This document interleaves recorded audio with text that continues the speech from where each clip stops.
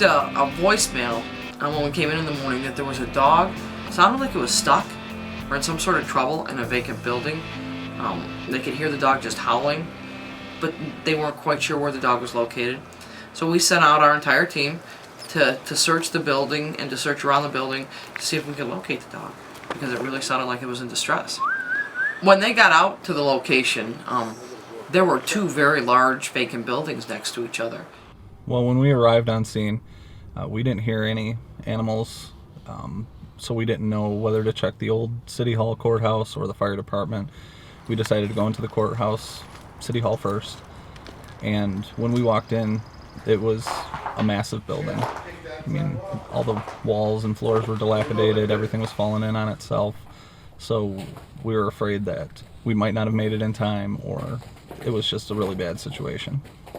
We decided to check every room, top to bottom. There were approximately 4 floors, and also access to the roof. We started on the main level, checked every room that we could.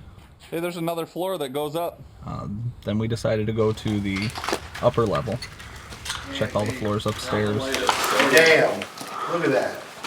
That's pretty scary. That's gonna be fun.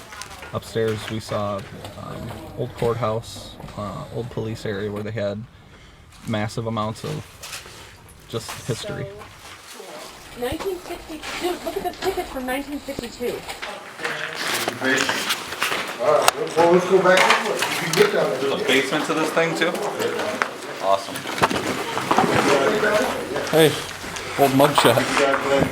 Next we decided to go down into the basement, and it was extremely dark down there. We couldn't see anything without our flashlights. It was a long corridor hallway that looked like something right out of a horror movie. It looked like they had old holding cells for prisoners down there. Yeah, I'm not walking through that. What makes you wonder, who went through all this stuff? Some of the holding cells actually had spaces in between to where an animal could easily wiggle its way through, but they were welded shut. So we tried very hard to get into those areas, and we didn't know if there were any dogs back in that area. There was ankle-high sewage back there, but we waded through it because nothing was going to stop us to find a dog if there was any in there. I think we're about done with this floor. So we're gonna go next door too and clear the firehouse. Alright. When we exited the back of the City Hall through the back entrance, we walked through an alley in between the firehouse and the City Hall, and when we were coming around to the front of the building, Investigator Ramos had said that he had heard a dog barking on the inside, and the entire team quickly entered the firehouse to see if we could find that dog. When we checked everywhere that we could possibly get to in that firehouse, we could not find anything. Yeah. Until the very last moment, Investigator Jackson had seen a dog in a small opening in the floor. Hey! How did you get down He's there? right here. Hey, sweetie. That's where you were at, huh? You fell in the hole, didn't you? There's a tunnel.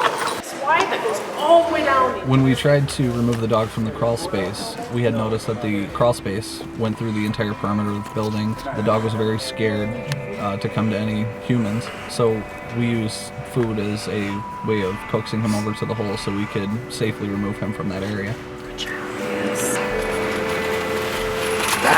Good job. Right.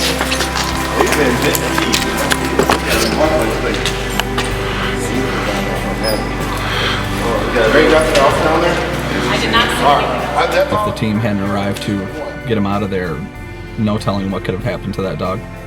He was in a crawl space in an abandoned firehouse.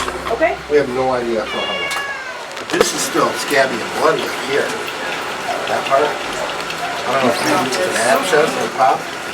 When the dog got into our shelter, it was obvious that he was very, very skinny, and that he had a wound on the side of his face. It was a laceration. It was severely abscessed, and he's going to take some time to recover from this injury, just because it took him a while to get in that condition. You know, it took a while for that abscess to occur, and who knows how long he was down there without any kind of food or water at all. Right now, he's resting and recuperating. He's been through a very traumatic experience. No food, no water, and you know the kind of the trauma of being trapped and with no hope down there. So we need to give him time to relax and recuperate from his injuries and gain some weight and fight his infection.